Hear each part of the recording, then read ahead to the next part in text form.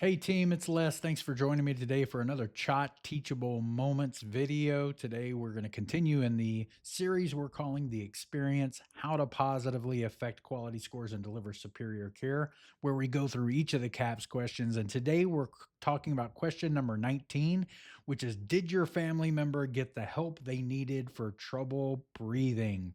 So we're going to look at just a few things that we could do to potentially get positive answers back on the CAP survey for this particular question. And the first thing we've got is educate from the start. Now, we're talking about trouble breathing. So we know that there is a difference between dyspnea or true trouble breathing, shortness of breath, and the breathing changes that happen at the very end of life when someone is transitioning and actively dying.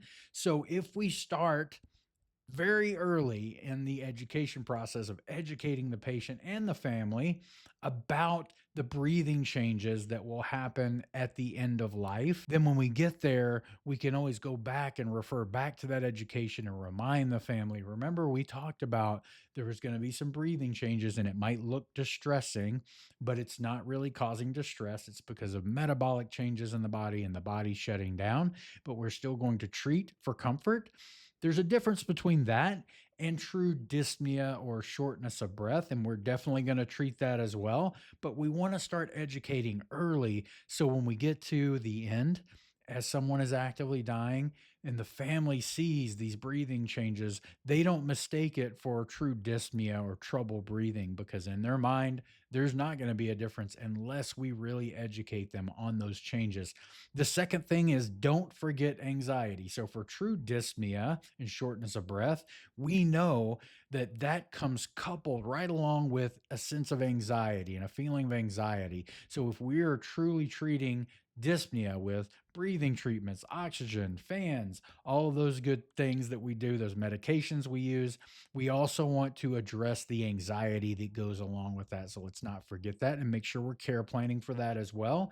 And then finally, communicate with the caregiver. And you'll see as we go through all of these questions, one of the common threads is communication because the survey keeps asking the family, did we communicate well? Did they get help for this? Well, they're not going to know necessarily if they got help for these symptoms unless we're communicating. We know that a lot of caregivers can't be there at every visit, may not be there at all. So then, how do we communicate with them? Well, phone calls, text messages, emails, however they prefer to be communicated with, but we need to make sure we're communicating with them. Yes, I saw mom.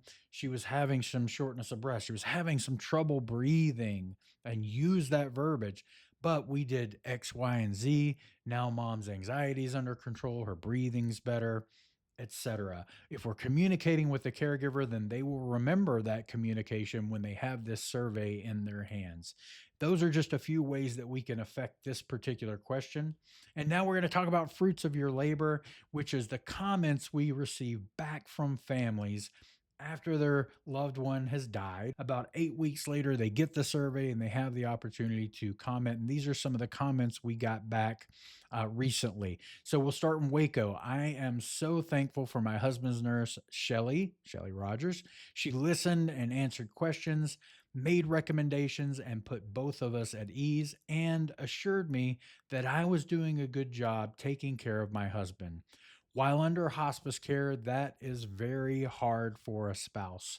I also want to thank Nilda, the chaplain. She reminded both of us that we had the power and there were decisions that need to be made, no one else. She had such a peaceful way about her. She seemed to see and understand where we were and how we were doing. I always felt better after she had been there. My husband did also, even if he didn't show it. Great comment. Thank you, Shelly and Nilda. Kudos to you. Thank you, Waco. Job well done. Fort Worth, all of the team members did all they had to do to help, but Sheridan was especially committed to the welfare of my mother and the family. Martha was also very helpful. Kudos, Sheridan and Martha. Well done, Fort Worth. And then to Cleburne, our whole team went above and beyond. Chad, Mary, BJ, Dee, the shower lady, Rose, Lindsay, Stephanie, Jessica, our recertification ladies, just everyone. You all made such a difficult time seem treatable. We are forever thankful. We love you all. We will miss you guys. This is a great comment. Kudos, Cleburne. And it speaks to us showing our heart, right? Showing empathy, care, concern. When someone says we love you, right, that means something and we'll miss you. So we build these relationships, and we don't build relationships unless we're empathetic, unless we're showing that love. Kudos, Cleveland. And then Hospice House of Hughley. We don't think that our family member could have received better care, and we are eternally grateful to the staff members that assisted us. Our family member was surrounded by loved ones when they passed away and was completely at peace. It was a passing that we all hope for, I think. Thank you so very much. We can never fully thank you all. What a great comment. Kudos to you, Hospice House of Hughley. Well done. As always, thank you for everything you do for our patients, for our families, for our facility partners, and for one another. Y'all have a great day, and we'll see you soon.